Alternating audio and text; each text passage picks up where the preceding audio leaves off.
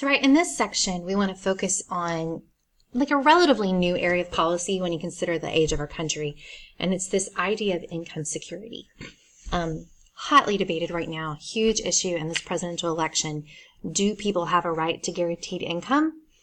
Does the government have a responsibility to take care of people who in fact can't provide for themselves? And so the two major things we want to focus on are Social Security and Medicare and Medicaid. And you guys have debated this, you've looked at it, so now you have some level of familiarity. But I want to kind of talk you through some of it just a little bit. Whoops, wrong way. Hold on. Let's get us where we need to go. Okay, so we start here with this picture of President Roosevelt signing the Social Security Act in 1935. Remember that Social Security was part of the Great Depression. It was part of that New Deal legislation. But I do want to kind of caution you and make sure that you understand Social Security was always tied to employment. So it wasn't a guarantee of income. It was a guarantee of income for people who had worked. So even today, if you never worked, you are not eligible for Social Security. Social Security is tied to how much you get paid, although it is capped. So it does not take money from your entire salary. The benefits are always tied to that. Now, Social Security doesn't provide just for people when they're retired. It also provides for people who are disabled. There's a survivor's benefit, so if your parents pass away, you become eligible for their Social Security. But again, if you notice, in every one of these situations, it's somehow, some way tied to employment. Also know that Social Security originally, when it was created, took I think it was like 1.5% of a person's salary. Today, you pay 7.25 and your employer also pays 7.25. So almost 15% of what you get paid goes into Social Security. The average age for a man when Social Security was passed, because that's primarily who is eligible, was 57. And you couldn't actually get Social Security until you were 65. So just know that even though it certainly is a program of income security, it wasn't income security for everybody. So Social Security is set up, I like this cartoon because it kind of shows you how Social Security is crafted. One generation takes from another. So right now, I have a grandmother who receives a Social Security check. I have a father who receives a Social Security check. I have a mother who is almost eligible. So all of those people, you guys right now, you pay Social Security if you have a job. So the money from that you're paying, actually, even though we keep track of it, we don't really hang on to it. That money is then going to pay the people who are paying it now. So it's one generation to another. So part of the issue, and we'll go to this website a little bit, is that we've had such demographic shifts in our country. So some evidence according to the Social Security Administration website, it's worked. Social Security has reduced poverty amongst elderly people. If you look from its creation to today, it's reduced it pretty significantly. But one of the things that happened is, by contrast, when Social Security was originally around, people didn't live so long. We estimate that by 2030, 20% of the population of this country will be over the age of 65, which is very, very different than at its origin when it was under 10%. So we have people living longer and we have more people living longer. So we are having to support people on a program that was not designed to work that way.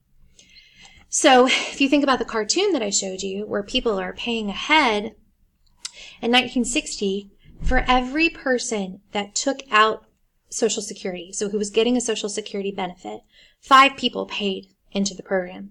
By 2030, we expect it just to be 2 to 1. So the reality is that generation graft, it's getting a little bit disproportionate. And unfortunately, we are not putting enough money into the program. So what are some options? What are some things that we can do? I like this graphic here. I'm sorry, this is probably making you dizzy. I like this graphic here. Don't really pay so much to the percentages, but they're interesting in that they offer some ideas of, well, what could we do for Social Security? So the first one says, eliminate the tax cap. So like I mentioned to you earlier, people are not taxed on their entire income for Social Security. I haven't looked at the number recently, but I think it's like $125,000. So if you make $125,000 or less, you pay Social Security taxes on your entire paycheck. If you make $150,000, you only pay it on the first $125,000. But the reason is because your payout is capped. So when you go to retire, then you're not going to get benefits off $250,000. You're only going to get it off of what we capped it to. So one suggestion is just get rid of the cap and take money from all people up to their entire salary, but still cap the payment. So that would make the program more solvent. One of the other suggestions, if you look at this one here, is to make Social Security means tested. So to turn around and say that if you do not require Social Security to stay out of poverty, if you don't require Social Security to live once you retire, then just don't get it anymore. So I have a dad who is retired, and he was very fortunate, like in his career. And he told me he was surprised at his Social Security check. It was more than he expected. But he said, at the end of the day, I actually really don't need it anymore. And so that's the kind of people that we're talking about. Another thing you could do is you could just raise a retirement age. So you would just target a group of people. So when this survey was taken, it said people born after 1980, but whatever it is you chose to do, people live a lot longer now. People don't physically work as hard as they used to. And so if you equate and you say, well, if in 1935 people were eligible at 65, what would 65 be equivalent today? I promise you it's not what 65 is today. You could increase taxes on people, and instead of taking 7.5%, you could just jump it up to 8.5% or whatever it is you chose to do. You could allow for some privatization, which means you're just going to take part of it out of the government's hand. You hear that thrown around a lot. It's just the idea that people could individually manage their money better. And another option is to reduce it, their benefits, and just regardless of what they have, just make reductions for everybody. So I think the question comes down to my question for you is, why aren't we talking about this more? Why isn't this part of more of our political debate? If we have a program that ultimately cannot continue the way it is and stay solvent, why is this something that we're not discussing more? And kind of think about it a little bit, and when we're together next time, we can talk about it. So the next thing we want to look at then is the extension of Medicare and Medicaid. So as part of the Great Society legislation, LBJ added to Social Security Medicare and Medicaid. And Medicare, remember, is insurance for people that are over 65, health insurance. Please know that it does not cover everything by any means. It is not full health insurance. It is some basic health insurance. When W was in office, we added some prescriptions coverage to it. But having family members that are on Medicare, I promise you, it does not pay all their medical bills. But it's definitely something. Medicaid is healthcare or health insurance for people who are in poverty. So it is a means-tested program. So just like with Social Security, part of the issue is, well, what's happening?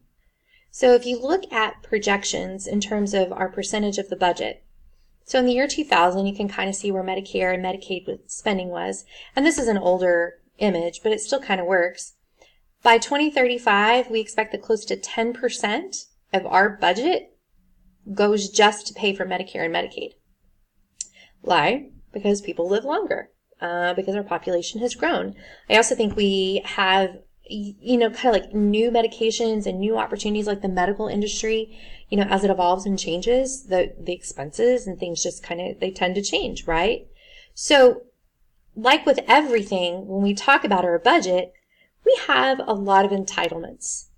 So those programs that people automatically qualify for, so they're mandatory spending.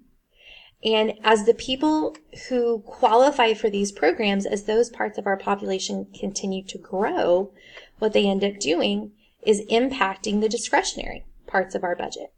So when we talk about budgetary reform, probably one of the things we need to talk about is, what are we doing about entitlements? We either bring in more money, or we spend less, or we continue to contribute to our debt. But this is the real issue. The issue doesn't become education spending. The issue isn't defense spending. While it is part of it. The issue becomes, this is the hugest part, the largest part of our budget. And so the reality is this is where we probably need to focus our energies if we want to have some true economic reform.